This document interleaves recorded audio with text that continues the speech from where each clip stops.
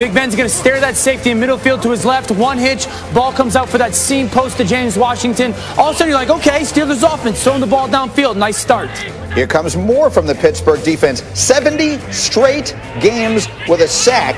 That's a new NFL record, breaking a tie they held with the Tampa Bay Buccaneers in that legendary Tampa 2. Now, we get to the final minute of the half. Here's a huge moment in the game, Dan. This is what the teams are starting to do defensively against Steelers. Sit on that short passing route 5 or 6 yards, and then drive on the ball when it's starting to get thrown by Big Ben. Huge pick 6 for that Buffalo defense. Final minute of the half changes all the momentum. Third quarter, Josh Allen came out red hot. Yeah, it was him and the Stephon Diggs takeover. You get man-to-man, carry everybody else, underneath route replaces, and all of a sudden this offense starts to get a little bit hot. Play action pass. Diggs is going to sit right here. You see this ball comes right out on time.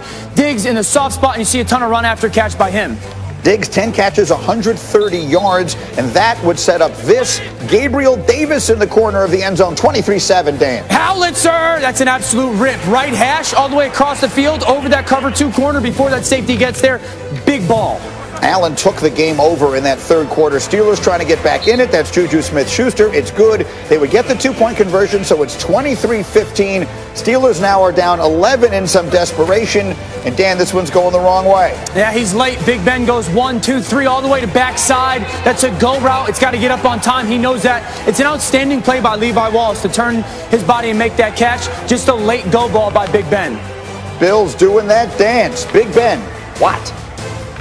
If I don't play good enough football, then I need to hang it up. But, I still feel like I can, do enough things to help this team win football games. And I'm going to do everything I can to get us back on track.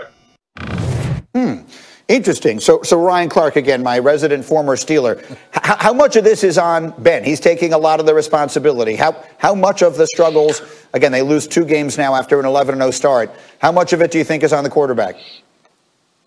I don't think this is all on 7. And I love the fact that he's taking accountability. I love the fact that he's learned how to lead through some of his failures. But this isn't all on Ben Roethlisberger. The first thing that shouldn't be happening is they shouldn't be putting everything on that 38-year-old quarterback with a rebuilt elbow. They shouldn't be asking him to throw the ball 50 times a game as we've seen him do sometimes this season. They should have a more run-prevalent offense, an offense with a little more creativity that allows some of these playmakers to get the ball in their hands. And so now that teams know that he's trying to get the ball out of his hands quickly, that they're not necessarily trying to allow Big Ben to be hit. They're triggering on the short route. They understand they'll have the one-on-one matchups down the field with the Claypools and the Washingtons from time to time. But this isn't all on Ben Roethlisberger. This is starting to be a team thing. When you lose the people you have defensively and you are so dependent on them, you have to score points.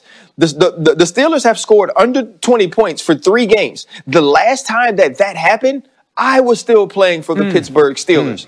Shout out to him, Bo, for embarrassing me and making me feel old. Also, shout out for the great stats. But that's how bad this offense is playing right now, and you can't just put that on one man. Look, we watched them play now 3 games in 12 days. In those 3 games, Rex, 2 of which they lost, they've rushed for a combined 136 yards in 3 games. Why are they so one-dimensional, and can they win in January? Well, they're putting all that, they love those short passing games, spread you out and do all that. That does not help your football team. And you lose that physical play up front. Like, what the hell happened to the Pittsburgh Steelers where they can't knock anybody off the football, and they're not committed to running the ball? I guess that's the reason, but it's unreal. And now you're going to go into the playoffs and you can't run the football? Like, good luck with that, because unfortunately for you, it's going to be a quick exit. If you can't run the football, and Ryan's dead on. When he talks about they're putting way too much on Ben Roethlisberger, that's exactly what I see. We got to get back to running the football here. And so the Steelers have lost consecutive games. Period, new paragraph. Dan, let's talk about the Buffalo Bills, who, if it were not for one miracle Hail Mary from Kyler Murray, would be on a 7-game win streak. What are you seeing from them and from their quarterback? Yeah, Greeny, the wagons have been circled in Buffalo.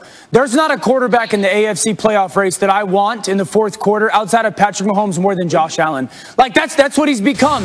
When he needs to be his best, he's the best. You watched that 4th quarter yesterday when the kind of game's still somewhat in limbo. He finds that shallow cross, first down. And then all of a sudden the awareness, okay, your blitz comes, my tight end's uncovered, I'll get the ball out of my hands. And then a little bit of like first quarterback sneak. We know that that's a big part, but then some checks at the line of scrimmage, them run game when they're bringing that blitz. So he's been outstanding. This is a football team that a lot of people have doubted all year. And I told everyone 6 or 7 weeks ago, this was the team that could beat the Kansas City Chiefs. And now people are kind of getting on that train because they got a quarterback that could be explosive. He goes above the X's and O's. The adjustments that their coaching staff made yesterday at halftime of getting the ball out to the perimeter and that zone blitzes and then the runs away from that. That's a big deal. Their defense is a little bit opportunistic right now. They got 10 wins, America. 7 of them are against teams that are 500 or better. 7.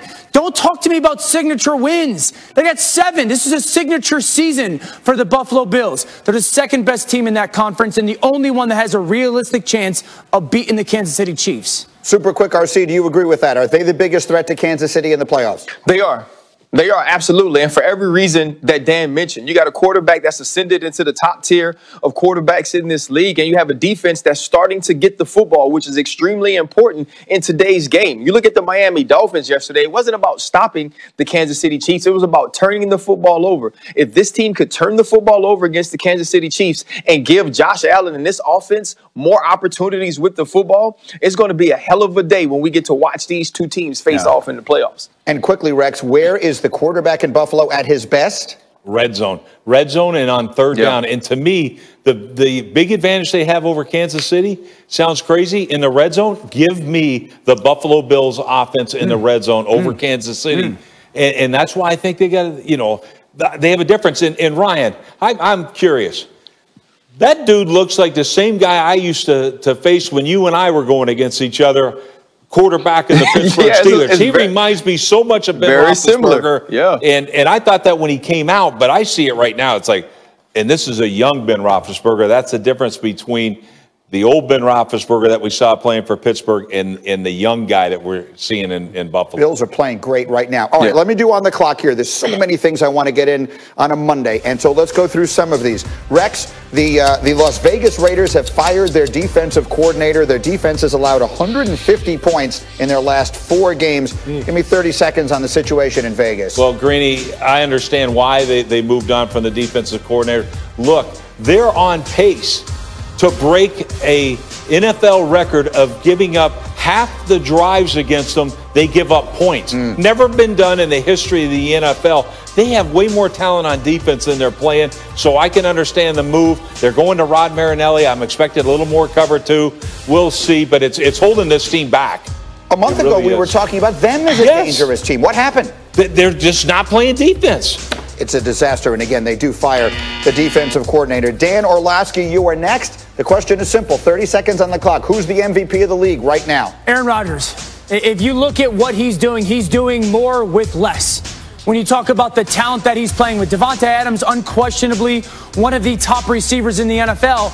But other than that, it's just some good pieces. He's leading Patrick Mahomes when it comes to QBR. He's got more touchdown passes. He's got a better touchdown to interception ratio. This is the #1 seed in the NFC playoffs. So right now, today, Aaron Rodgers is your MVP. They've been in lockstep, but after yesterday's performance between those two quarterbacks, Rodgers is the MVP of the NFL. Mahomes best player, Rodgers MVP. We will show you highlights of Mahomes' performance coming up in just a few minutes. Meanwhile, RC, how about Offensive Player of the Year? Who's the front runner for that? Go.